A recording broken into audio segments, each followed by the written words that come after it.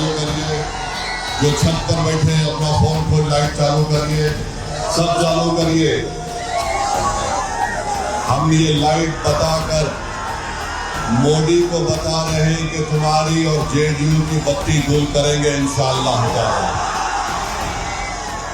लोग रात में लाइट जलाते, हम दिन के उजाले में दिया जलाकर इनको बता रहे हैं कि यहाँ की अमूर की आवाम अब इंशाअल्लाह ताला अज़बियत के ऊपर जेडीयू और बीजेपी का साथ नहीं देगी। ना लोग उनको वोट देंगे जो हमारे इत्तेहाद के दुश्मन है। ये मामला वक्त की जायदादों को बचाने का है, ये मामला हमारी मजहबी शराफ को बचाने का है, ये मामला हमारी मस्जिदों को बचाने का है। बताओ, तुम मस्जिद बचाने वाले का साथ दोगे या मस्जिद को छीनने वाले का साथ दोगे? 11 तारीख को तुमको पैगाम देना पड़ेगा कि जिसने हमारी मस्जिद को छीनने का कानून बनाया, हम उसको शिकस्त देंगे। वो हमारे वोट का हकदार नहीं है। मैं आपसे ये पूछना चाहूंगा कि नरेंद्र मोदी ने और उनकी सरकार, जिसको नीतीश कुमार की तारीफ हासिल है, जो नया वक्फ का कानून बनाया है, क्या आप उस वक्फ कानून की तारीफ करते हैं? क्या आप उस वक्फ कानून की तारीफ करते हैं? कितने लोग नहीं तारीफ करते? हाथ उठाइए। अपने फोन की लाइट भी जलाइए, फोन की लाइट जलाइए ताकि मालूम हो सके कि हम उस वक्फ कानून की मुखालिफत करते हैं। यहाँ पर भी स्टेज पर सब लोग अपना फोन चालू करिए, लाइट जलाइए।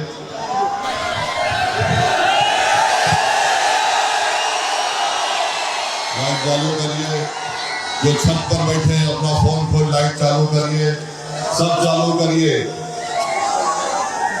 हम ये लाइट बताकर मोदी को बता रहे हैं कि तुम्हारी और जेडीयू की बत्ती गुल करेंगे इंशाअल्लाह ताला। लोग रात में लाइट जलाते, हम दिन के उजाले में दिया जलाकर इनको बता रहे हैं कि यहाँ की अमूर की आवाम अब इंशाअल्लाह ताला अज़बियत के ऊपर जेडीयू और बीजेपी का साथ नहीं देगी। ना लोग उनको वोट देंगे जो हमारे इत्तेहाद के दुश्मन है। हम उस वक्फ कानून के खिलाफ क्यों हैं? आप अपने फोन को जेब में रख सकते। आपने पैगाम दे दिया नरेंद्र मोदी को और नीतीश कुमार को कि ये वक्फ का कानून ये है। मोदी ने यह कानून और नीतीश कुमार ने यह कानून इसलिए बनाया ताकि हमारी मस्जिदों को छीना जा सके। यह कानून इसलिए बनाया गया ताकि आपकी दरगाहों को और खानखाहों को छीना जाए, कब्रस्तानों को छीना जाए। मैं ये बात जिम्मेदारी के साथ कह रहा हूँ, ये जो कानून नीतीश कुमार और नरेंद्र मोदी ने बनाया, ये हमारे संविधान में, आईन में जो मजहब पर चलने की इजाजत हमको दी गई, दफा 25 और 26 के खिलाफ अपनी ताकत की बुनियाद पर नरेंद्र मोदी और नीतीश कुमार ने इस तरह का कानून बनाया। मैं अमूर की आवाम से अपील करने आया हूँ, याद रखो, मस्जिद किसी की भी हो सकती है।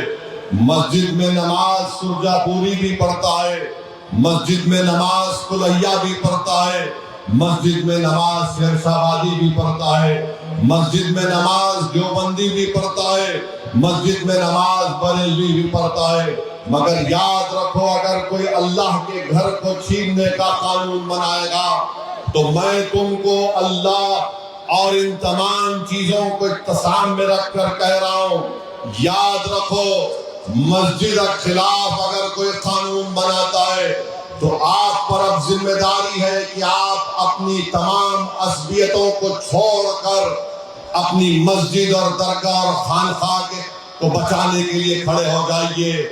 और बचाने का तरीका ये है अमूर की जनता, कि ये पैगाम आपको देना है कि जिसने हमारी मस्जिद को छीनने का कानून बनाया, हम उसको शिकस्त देंगे।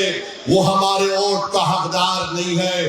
میں آپ سے اپیل کر رہا ہوں کہ مودی کو ایک پیغام دینا ہے، نتیش کمار کو ایک پیغام دینا ہے امور سے، کہ جو اس طرح کا کالا قانون بنایا گیا جو ہمارے سنویدھان کے خلاف ہے۔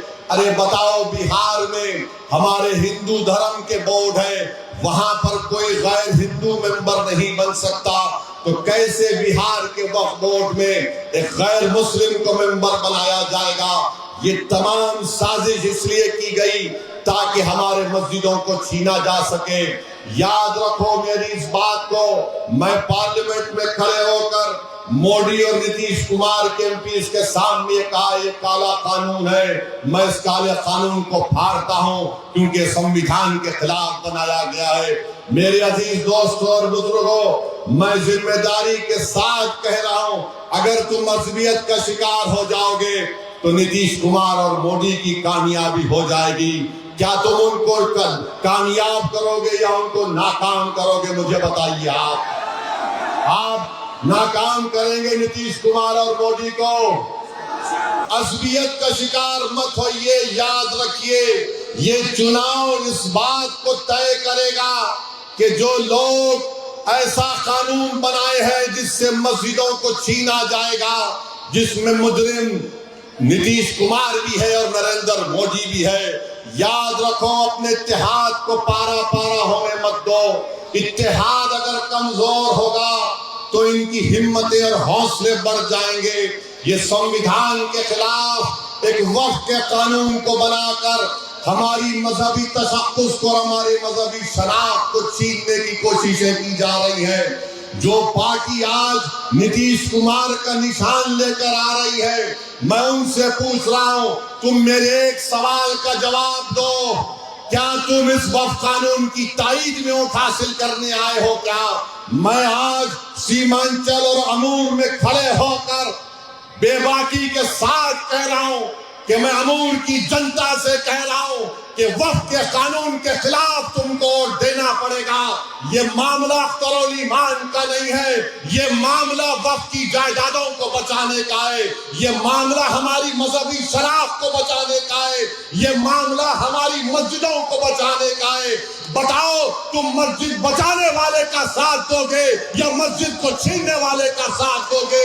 11 تاریخ کو تم کو پیغام دینا پڑے گا، اپنے اتحاد کا پیغام دینا پڑے گا۔ ارے جو لوگ آج مجلس پر انگلی اٹھا رہے، میں اس وقت کمیٹی کا ممبر تھا، 6 مہینے میں اس کمیٹی میں لڑتا رہا۔ اس 45 ترمیمات کے خلاف میں نے 128 پیجز کی رپورٹ پیش کی۔ ارے آج مجھ پر انگلی اٹھانے والوں، پڑھو اس رپورٹ کو، اسد الدین اویسی کو معلوم ہو جائے گا کہ میں نے قانون کو سامنے رکھ کر یہ بتایا کہ تمام ترمیمات کا مقصد ایک ہی ہے کہ اس پر قبضہ حاصل کر لیا جائے۔ بتاؤ، اگر تمہارے گھر پر کوئی قبضہ کرتا ہے، کیا 12 سال کے بعد وہ مالک بن جاتا ہے؟ اگر کوئی آپ کے گھر پہ قبضہ کرتا ہے، زمین پر قبضہ کرتا ہے، تو کیا 12 سال کے بعد وہ مالک بنتا ہے؟ مودی نے یہ کام کیا کہ اگر کوئی وقف کی جائیداد پر 12 سال قبضہ کرے گا تو وہ مالک بن جائے گا۔